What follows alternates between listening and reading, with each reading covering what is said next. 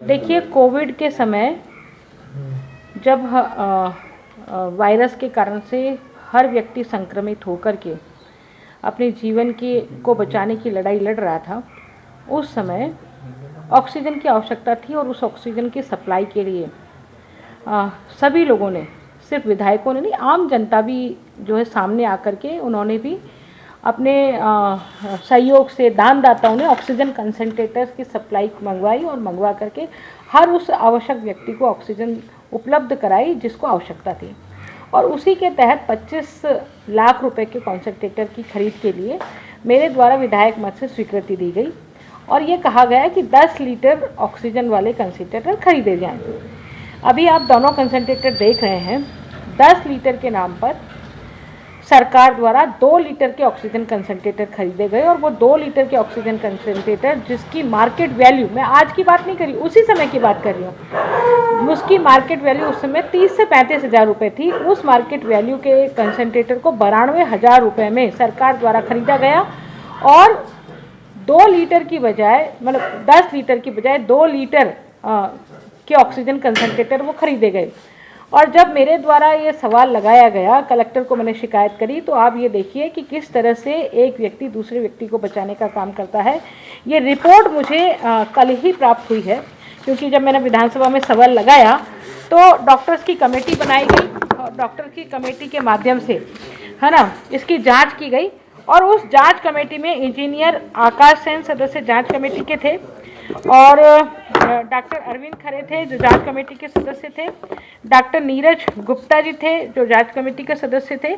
और इन्होंने जब जांच की तो जांच में आप देखिए निष्कर्ष जो निकाला वो सप्लायर द्वारा दिए गए ऑक्सीजन कंसंट्रेटर उपकरण ऑक्सीजन की निर्धारित शुद्धता 2 लीटर से अधिक फ्लो पर ऑक्सीजन शुद्धता 93% देने में खरे नहीं उतरते हैं, है ना। अब कितने खरे उतरते हैं तो आगे वो लिख रहे हैं कि 10 लीटर पर जाने पर, जब ये ऑक्सीजन कंसंट्रेटर 10 लीटर पर जाता है तो इसका जो फ्लो है ऑक्सीजन का वो 27% रह जाता है और प्योरिटी जो है वो प्योरिटी में 27 से 30% रह जाती है। ये रिपोर्ट साबित करती है कि ये ऑक्सीजन कंसंट्रेटर जो खरीदे गए हैं वो ऑक्सीजन कंसंट्रेटर बहुत ही थर्ड क्लास क्वालिटी के खरीदे गए जिसका लाभ नहीं हुआ। और सबसे बड़ी बात है कि जब ये रिपोर्ट आई तो उस रिपोर्ट के आधार पर ये कहा गया, कमेटी ने ये सिफारिश करी। सिफारिश में क्या लिखा है कि उक्त उपकरण निर्धारित मानक योग्यता के अनुसार पुनः सप्लाई किए जाएं। ये कमेटी लिख रही है पुनः सप्लाई किए जाएं। तो मेरा ये कहना है कि सप्लाई तो कर दिया उन्होंने दोबारा। आप ये देख रहे हैं, ये जो ऑक्सीजन कंसंट्रेटर जो दूसरा वाला दिखाई दे रहा है ये नई सप्लाई का ऑक्सीजन कंसंट्रेटर है, लेकिन ये सप्लाई किया, लेकिन जिसने सप्लाई कर ली, जिसने इनको खरीदा, उसके खिलाफ क्या कार्रवाई की गई, ये आज तक भी प्रश्न बना हुआ है कि उन्होंने इसके खिलाफ कोई कार्रवाई नहीं करी।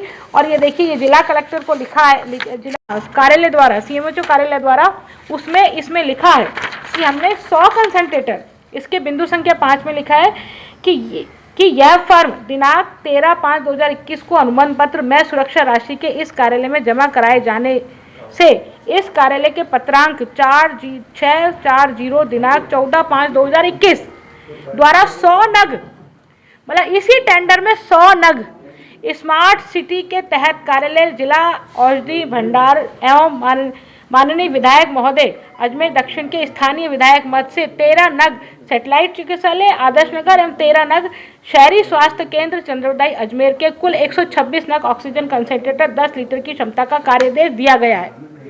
ये वर्क ऑर्डर की कॉपी है जो CMHO कार्यालय से जारी की गई है।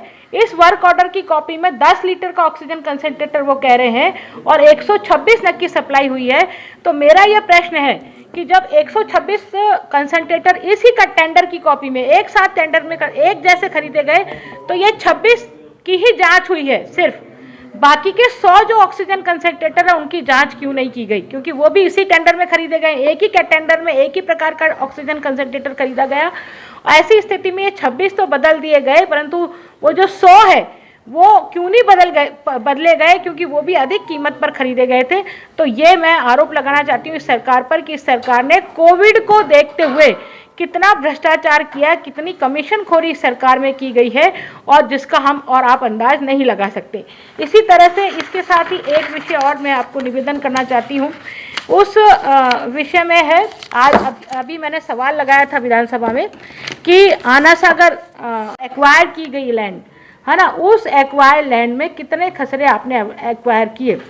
तो मोटा मोटी बात यह है कि उन्होंने जो खसरे एक्वायर किए हैं उन खसरों का जो मूल्य है 171 बीघा 2-3 बिस्वा 10 बिस्वांसी भूमि को इन्होंने एक्वायर किया है ना, और वेटलैंड के तहत 215 बीघा 10 बीघा भूमि उन्होंने एक्वायर करी।